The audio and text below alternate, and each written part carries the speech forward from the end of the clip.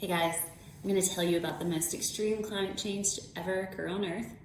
The theory of Snowball Earth took place 720 million years ago. It took place on an Earth that was just a single landmass or supercontinent and ocean. On the landmass, there were no forests or trees. The only living thing were simple microorganisms such as bacteria or algae. And the event started when continental plates started pulling apart. The Earth's crust thinned, magma rose, forming flood basalts and dikes. Basalts absorbed CO2 from the atmosphere like a sponge. At the same time, land masses were drifting towards the equator's warm, wet climate.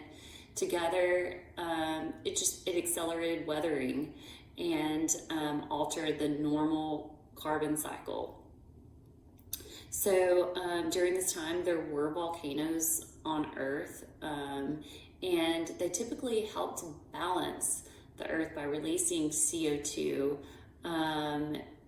But at this point, they couldn't keep up, and it caused global temperatures to drop. Large ice packs formed, covered the Earth, halting normal geological processes. The ice covered the Earth created an effect, and it was stuck in a feedback loop where the white ice reflected sunlight back to space and reduced solar energy, causing temperatures to drop further.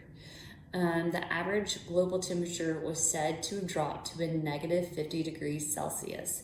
To put that into perspective, today's average global temperature is a positive 15 degrees Celsius. So that's a big difference. At that point, oceans were frozen 1 kilometer deep. And some people believe that led to a major mass extinction on Earth.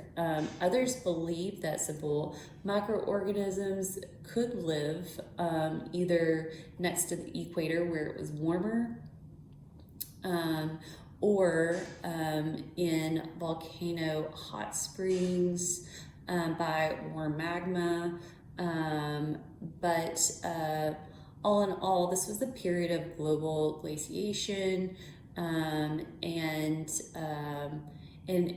people think that it could have happened in a 3-part series lasting around 70 million years. And the reason why geologists believe this event occurred in our history is, of course, rocks. So there have been evidence found in Colorado, just south of Denver, in an area called Pikes Peak. Unique sandstone formations have been found there. Some in Virginia, Scotland, southern Australia. There's been dropstone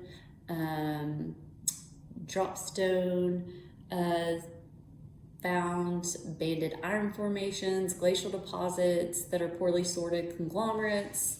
There's been cap carbonates, carbon isotope variations, and all these rocks come together and tell a story that a major climate change event occurred millions of years ago. So one of the things that I thought was interesting was that Snowball Earth may have increased oxygen levels, causing what we call the great oxidation. So anyway, super interesting. Thank you.